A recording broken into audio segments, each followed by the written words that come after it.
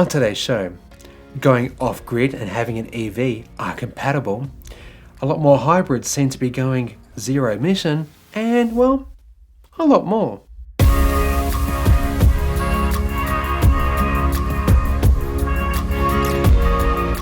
Welcome everyone, my name's Chris, and if you're into things like renewable technology such as electric vehicles, solar, wind, battery storage and more, welcome, you come to the right place.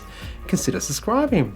If you want to take it to the next level, join these awesome individuals over here on Patreon, where you get early access, polls, news, Discord, and a heck of a lot more that you just don't get here.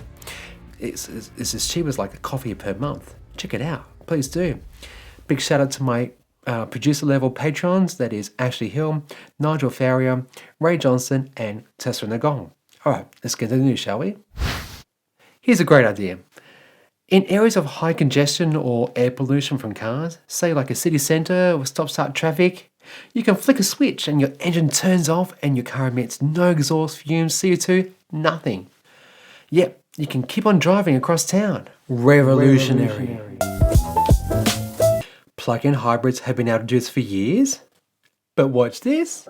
Here you're seeing the new Ford Transit custom plug-in hybrid and the BMW 3 Series, 5 and 7 Series, plus of course the BMW X5 plug-in hybrid model. With the Ford Transit Custom, it now comes with the option of geofencing technology to help improve urban air quality. Designed for markets like the UK, where in London, certain areas of the city have either high toll charges to enter a zone, in a bid to improve air quality, or if you have a battery electric vehicle like this one, you can drive through it for a lot less money or even free if you qualify. But what's different about this system is that it automatically switches the engine off and on without the driver having to remember to do anything. A little bit of the whoopsies, my bad. The Transit Custom Van and Torino Customer People Mover plug-in hybrids are the first vehicles in their class to offer a hybrid electric option.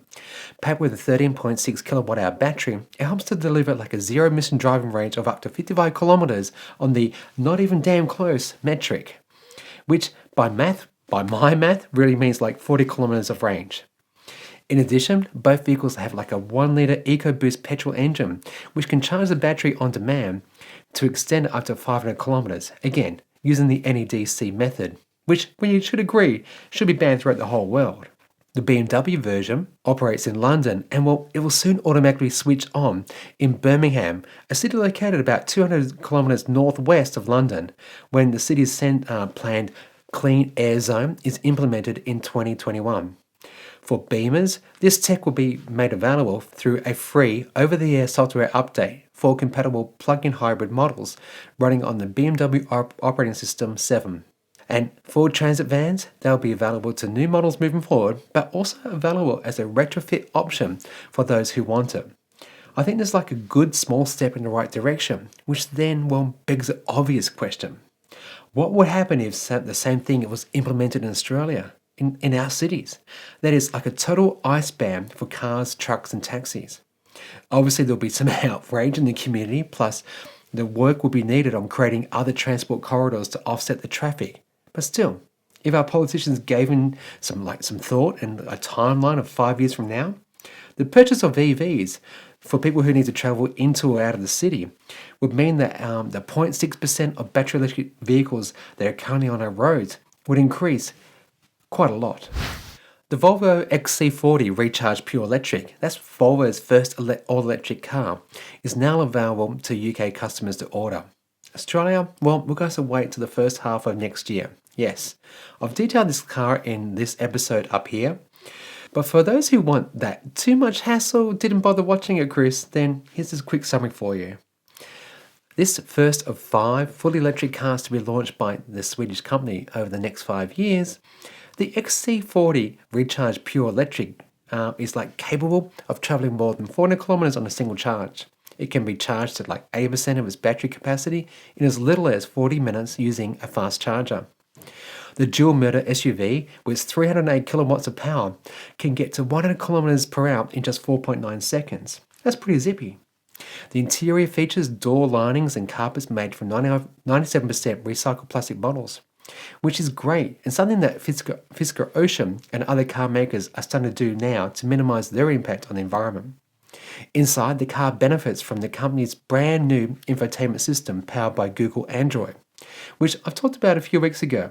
Now, this means for the first time on a Volvo car, software and operating system updates will be available over the air.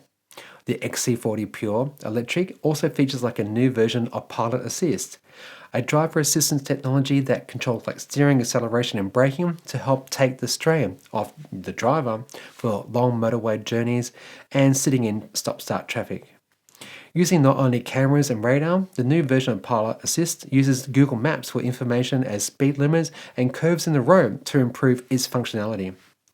Orders and pricing in Australia are yet to be announced, but nonetheless, this will be an exciting addition to our roads down under. Now, do you have an EV but no at-home wall charger? If not, then listen up because, well, the federal government has provided funding for the nationwide rollout of 150 smart electric car chargers. That's in an effort to encourage the uptake of electric cars while mitigating their impact on the nation's electricity grid. In collaboration with the Australian Renewable Energy Agency and the electricity provider Origin Energy, together they'll fund an $838,000 grant in a 2-year trial, which will see chargers to both fleet and private owners.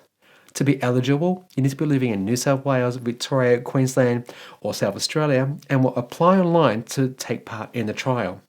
If successful, they'll install a free Schneider EV-Link wallbox charger. That costs about $3,000, including installation, by the way. For fleet operators, they'll throw a 22 kilowatt version in. Good job. Now, it should be noted that these chargers can be remotely controlled by Origin's virtual power plant platform, which monitors for high peak periods on their grid and ensures that power supply is adjusted. This is important as like Arena's CEO Darren Miller has said that as the uptake of EVs increases, it will be important to efficiently manage the charging of vehicles to avoid potentially costly impacts on the peak demand, associated network charges and grid security issues. Smart charging enables charging at times when demand is lowest and electricity is cheapest, which reduces the burden on the network and the cost to the consumer. Now, is that necessary? I myself have almost always charged overnight and coincide my departure with the battery to be at its optimal level and the climate ready to go. But I guess there are others out there who may have the car plugged in during daylight hours, and while this charger will help Origin handle power management. The total package is like $2.9 million and it's going to be offered to Hyundai and Nissan owners. So I guess that Teslas aren't included as well. In Australia, they all come already with a home wall charger as standard. And I'm guessing the owners already paid for an electrician to put it in their house. So check out the Origin website and we'll stay tuned. Now, I do wish YouTube hadn't removed polls from its servers because for my next story, I'd like to know what you think. So, have you watched fully charged Neo ES8 battery swap station video? If not, do that after you finish watching this. Now, I did talk about this on a previous episode, but now that I've seen it in the real world and it's on YouTube and not some media release with computer graphics, it got me thinking, would you participate in a battery swapping scheme? My thoughts? For some market segments like rideshare platforms, think like Uber, taxis, Lyft, and so forth, sure, time is money and staying on the road by doing a 3-minute swap is critically important and well, heck, it's a lot faster than filling up a conventional car that takes dinosaur juice. But if I was an owner of an EV, in no way would I want to inherit someone else's battery, which has been probably no doubt supercharged its whole life, taken out for drags and ludicrous acceleration demos, and so forth. I did a poll with my patrons last week, and here's the results from that. 14% thought, yes, they would on occasion, but only if time was of the essence. But the overall majority, more than 85%, said no way. And no one, nada, said, yeah, I'd do it for sure. So what do you think? Comment below and I'd like to hear from you. And we'll talk about it next week. All right, ready for some quick, fast little news bites? Let's do this. A plan by Fisker Ocean to use Volkswagen's MEB electric car platform has reportedly stalled. Talks between the two companies to use VW's modular electric skateboard has been underway for the two companies since November 2017. In an investor presentation filed with the Securities and Exchange Commission, founder Henrik Fisker said Fisker Incorporated was unable to sign a cornerstone agreement with VW, but would resume talks in September after the traditional European summer holiday. In the filing, Fisker said that his company is also in conversation with several other potential OEMs and suppliers, which, well, sounds to me just like last week with VW and its shoring up of suppliers in China, that Fisker Ocean is doing the same thing and diversifying and securing its supplies for the upcoming SUV and, well, battery electric cars. Here's one I missed when I had my break from YouTube, and, well, hang on, let me take a deep breath. The Mini Cooper Countryman. Plug-in hybrid with a pure electric mode. This is the model with a 9.4 kilowatt hour battery that can do 50 kilometers on battery only mode. Nice. Now, especially that's more than what most of us drive every day. A few details. The Mini Cooper Countryman plug-in hybrid or 4 can achieve a fuel consumption rating of just 2 litres per 100 kilometres. In pure EV mode, power consumption is rated at 14 kilowatts per 100 kilometres. That can mean just 45 grams of CO2 per kilometre. Quite impressive, Mini. Being a Countryman, you get more room and, well, 2 more doors, so space is a bit bigger. With an anticipated release of later this year or early next year, the Countryman will certainly be a highly sought after car for those who love the Mini brand. Have you ever heard someone say, I bet if you've got an EV, you can't power your home and car completely off-grid?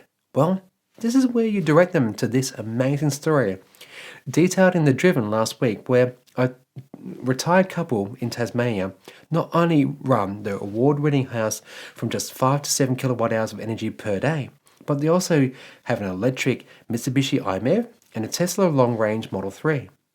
Using just a 4 kilowatt solar system, a mini hydro system that generates up to 800 watts of power when the creek is running, and 16 kilowatt hours of batteries, they've been off-grid for more than 15 years now. Wow. Well done, guys.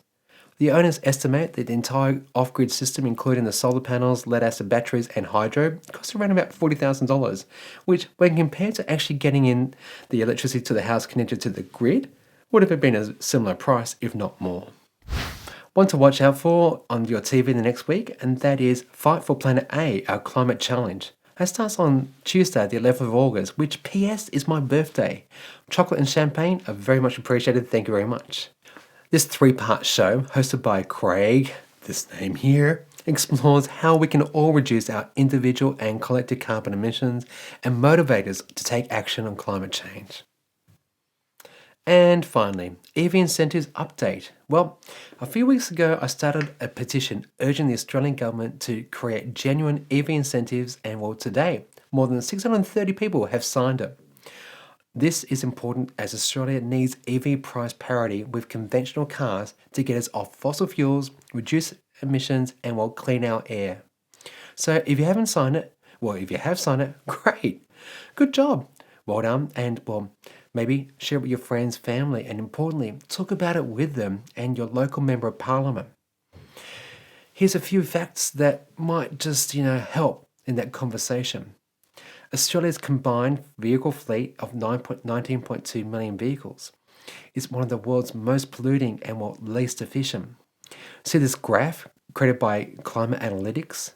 It shows CO2 along the bottom line, albeit a bit backwards, whereby the larger the number, greater than 300 grams of CO2 per kilometre driven for Australia and America, it demonstrates how bad we are at reducing emissions from cars, especially when compared to China and Japan and India and the EU, all of which have both EV incentives and, well, fuel emission policies. Angus Taylor, are you paying attention? Hey? Well, why is it that more than 25% of Australia's CO2 emissions come from transport? Well, it's because we continue to see the rise of the high polluting cars, more cars on the road, low share of trips taken on public transport, and increased demand for freight and other trucks that are driving along our roads. This graph from the Australian Government's Environment Ministry, you can see how transport emissions increased the most as a percentage of any sector since 1990. So what can you do? Well, the answer is buy an EV. But in Australia right now, they're out of reach for most of us, and that's due in part to taxes imposed by our governments. By switching to an EV, you reduce your tailpipe emissions by a factor of 30. 30! And to get more people into EVs, we need incentives and, well, side note, stricter standards to improve fuel standards and, well, emission targets. Internal combustion engine bans. Gosh, I could go on and on. So please, sign that petition, share it with your friends, talk to your politicians, and let's get active in this space. Okay, short and sweet episode today. I do hope you've enjoyed it, and if you watched it this far, thanks for watching. Consider subscribing, it does generally support the channel. Think about joining me over here on Patreon, and otherwise, drop me a comment down below. I try to respond to them when I can, and otherwise, be good and be green.